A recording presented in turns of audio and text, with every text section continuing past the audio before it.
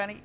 I'm Sandra Paul. Some of you know who I am. Some of you who don't know who I am. I'm just going to give you a little bit about background. I never, under any circumstances, wanted to be a teacher. I come from business owners, so because of that, I didn't want to become a teacher. I got wrangled into it by accident because I knew programming, and then next thing I knew, I've been actually a teacher for the past 19 years. I've been a director of technology for the past 14, and I've been in 4 different school districts in the state of New Jersey. Now, I just want to forewarn you right now, I'm originally from the island of Jamaica. I still say schedule, and I still use use. So because of that, if I sound funny, please forgive me, all right? Because I do. It's so funny because I've been watching the Olympics, and I'll be honest, those people sound like home. So please forgive me for that. This is what we're going to be covering, right? Why are we connected? What is BYOD? You can read this stuff, okay? This is stuff that, you know, if you want, I'll be having this up on my blog, on SlideShare, and you'll be able to take a look at it, right?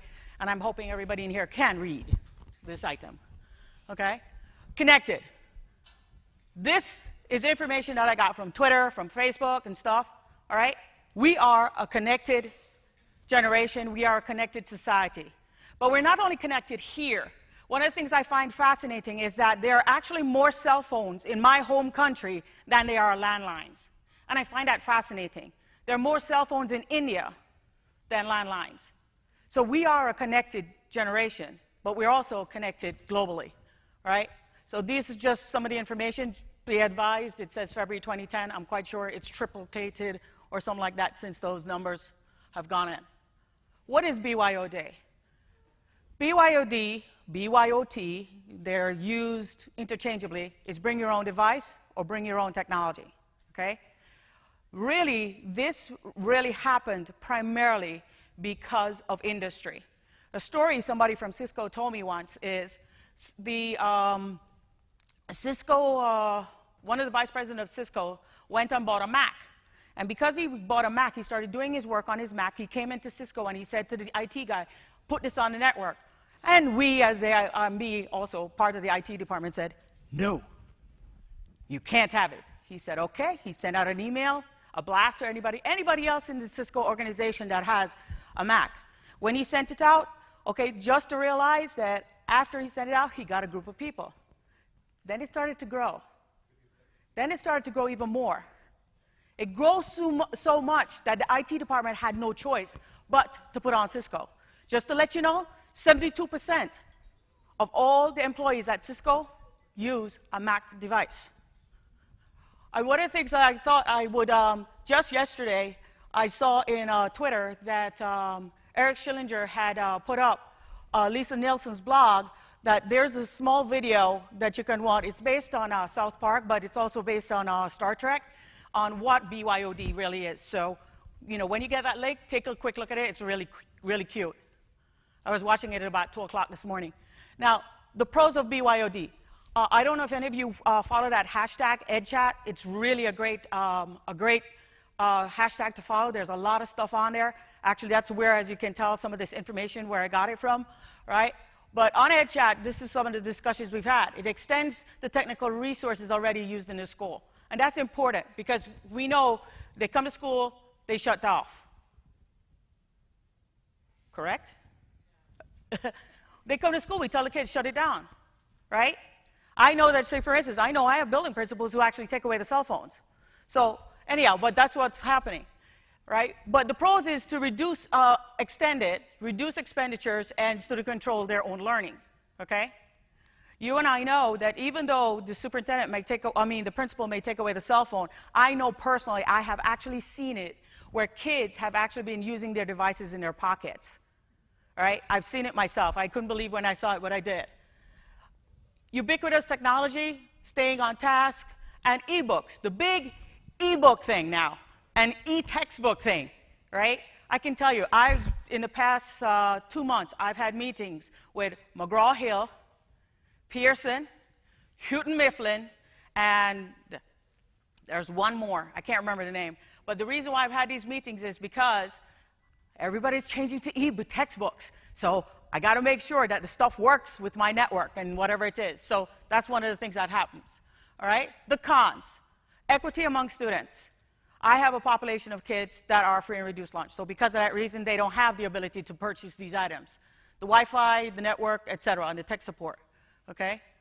The applications for getting their device. And professional development for teachers. I question that. Anyhow, why do you have a mobile device? I have a mobile device because it keeps me in contact with everything, right? Not only does it keep it in contact with my family, right, which is all over the world, okay? My sister actually is a first sergeant located actually in Kabul, Afghanistan. And actually, I use an app called WhatsApp, and I was talking to her, when was it, 2 days ago at 2 o'clock in the morning. So I was able to talk to my sister all the way in Kabul. At the same time, like I said, my family is in the island of Jamaica. I have a brother who lives in England, okay? And the rest of us are scattered throughout the entire United States and the Caribbean. So it's a great thing to have it. And that's why you have your device. Why don't we provide, or why don't we allow the kids to use the same device for the same things we do? Infrastructure concerns. Now, one of the benefits I have is I do both the curriculum and also the infrastructure. So tell you what, right? If you want me to do a punch down on a patch cable, or you want me to make you a crossover cable with Cat 5 or Cat 6, don't worry, I can do it. But it's not my favorite thing, but I can do it. But because I am also in charge of the infrastructure, these are some of the things that we had to worry about, okay? So this was some of the stuff that, how do we go through getting this done in Sayreville? Why? They're already in the hands of the students, right? I knew from the very beginning there's no way my school district can afford to supply a one-to-one. No way. We can't even do it for teachers. I can't see any way we can do it for students. We don't have the economic base to do it. So because of that, the bandwidth was also going to be an issue, okay? How much bandwidth are we going to have for the kids to be getting online? That's also something to think about. And the entire paradigm shift of education. We're all here talking about the great things everyone has done in education and the great things we've done in our school districts or in our schools and stuff like that. But the biggest thing that is happening is that the shift in education is taking very, very long. But it has to happen. There is not going to be any choice. Because I can tell you from actually working with my business administrator, he has told me he wants me to be more effective and more efficient and everything. So guess what? We got rid of paper. So guess where the copiers landed up being when we got rid of paper? And guess who has to store all of those documents and everything else? Just to let you know, it's on my network. So because of that, we are using technology. How I approach the school board, this was kind of fun. This was interesting. I started doing a lot of research about, I've been doing this for about a year and a half, right? I went to Edscape with Eric Schillinger's school, and I saw a teacher talk about using cell phones in his pre-calculus class. And I was hooked. I was like, I'm going to find out everything I could about it. So because of that, I did that.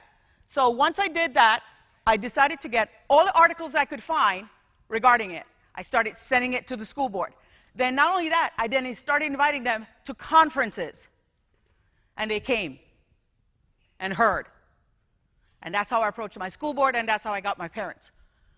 How I approached the administrators.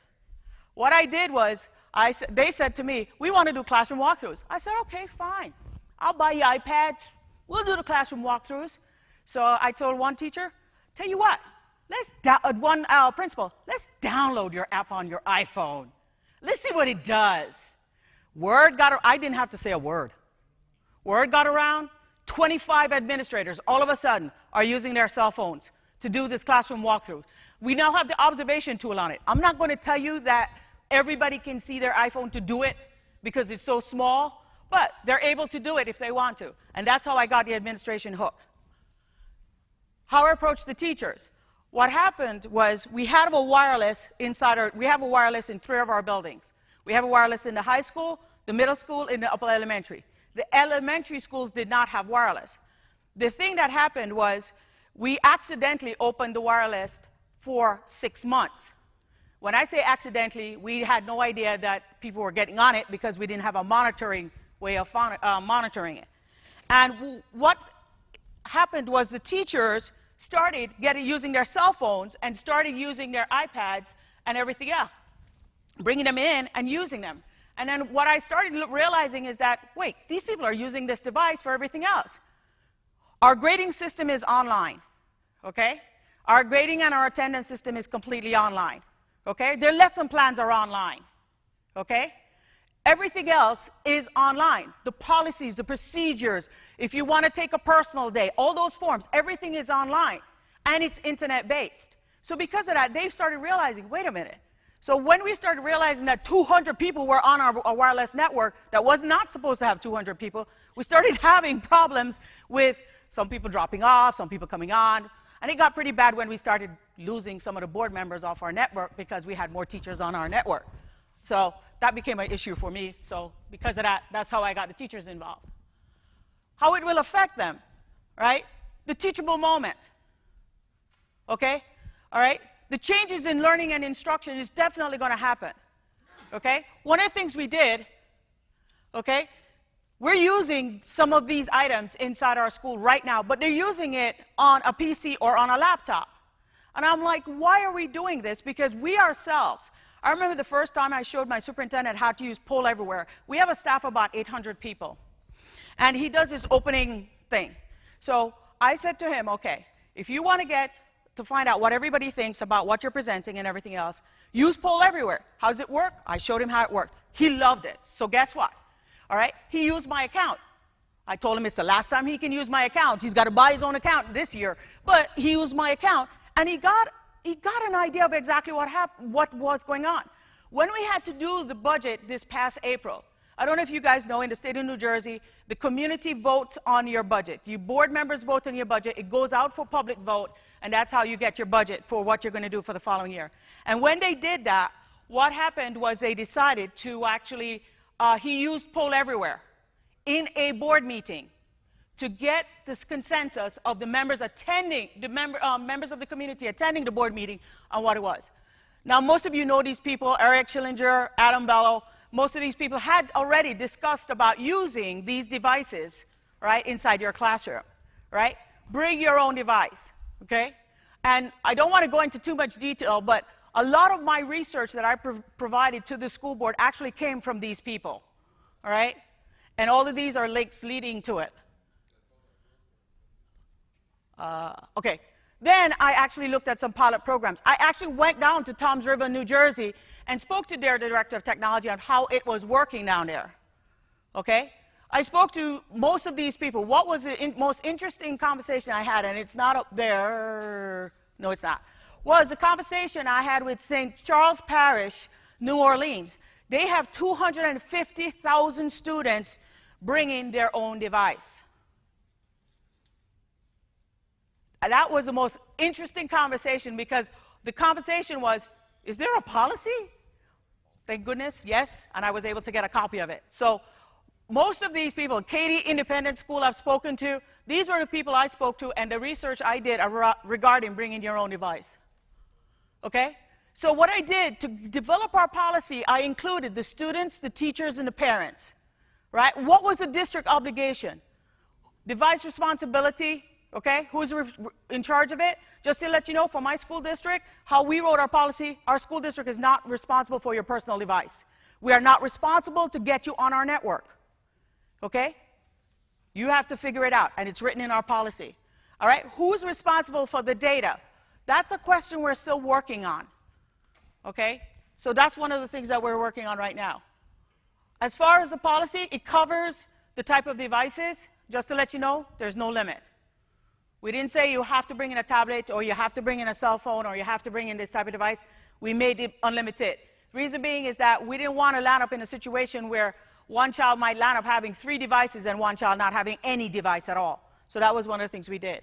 As far as security, what we did was we have a system where you sign on, and it picks up your name, and we can see where you go on the internet. And then also, as you know, digital citizenship. Here are examples of a BYOD responsible agreement, okay?